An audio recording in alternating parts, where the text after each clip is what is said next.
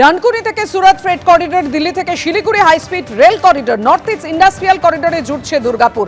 অর্থাৎ একেবারেই কতটা দিশা দেখালো এই বাজেট। প্রধানমন্ত্রী নরেন্দ্র মোদী তিনি কি বলেছেন দেখুন।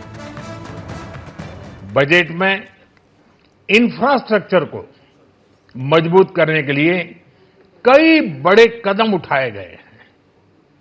डेडिकेटेड फ्रेट कॉरिडोर, देश भर में वाटरवेज का विस्तार, high speed rail corridor, tier 2 और टियर 3 शहरों के विकास पर विशेष ध्यान और शहरों को मजबूत आर्थिक आधार देने के लिए म्युनिसिपल बॉन्ड्स को बढ़ावा, ये सारे कदम विकसित भारत की यात्रा की गति को और तेज करेंगे।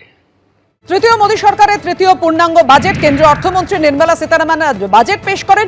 মূলত কি পেল গোটা দেশের মানুষ, কি পেল বাংলার মানুষ, এক নজরে আপনাদের সামনে রাখবো। যেভাবে আমরা বাজেট থেকে কি কি প্রাপ্তি হলো আপনাদের সামনে রেখেছি। নর্থ ইস্ট ইন্ডাস্ট্রিয়াল করিডোরে জুড়ছে দুর্গাপুর, অপরিবর্তিত থাকছে আয়কর কাঠামো। দেখুন, আয়কর কাঠামোর দিকে সকলেরই নজর, যে সেখানে কি আদৌ কিছু পরিবর্তন হচ্ছে, কিন্তু অপরিবর্তিতই রাখলেন কেন্দ্রীয় অর্থমন্ত্রী নির্মলা সীতারামন। আয়কর কাঠামো অর্থাৎ আয়কর কাঠামোতে কোনো বদল হচ্ছে না।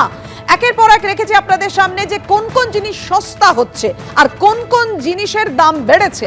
দাম কমছে সোলার পাওয়ার কাপড়ের, দাম কমছে মাইক্রোওয়েভ ওভেনের দাম কমছে। অর্থাৎ কোন কোন জিনিসের দাম কমছে, কোন কোন জিনিসের দাম বাড়ছে, একের পর এক রেখেছি আপনাদের সামনে। পড়াশোনা চিকিৎসা টিসিএস কমে হচ্ছে 2%। সস্তা হচ্ছে কি কি তাও রেখেছি এক নজরে আপনাদের সামনে, যে বিদেশ ভ্রমণ কতটা সস্তা হচ্ছে যারা বিদেশে ঘুরতে যেতে চান। ডানকুনি থেকে সুরাত ফ্রেট করিডোর বাজেটে যা যা প্রাপ্তি হলো। To promote environmentally sustainable movement of cargo, I propose to 1. Establish new dedicated freight corridors connecting Dankuni in the east to Surat in the west.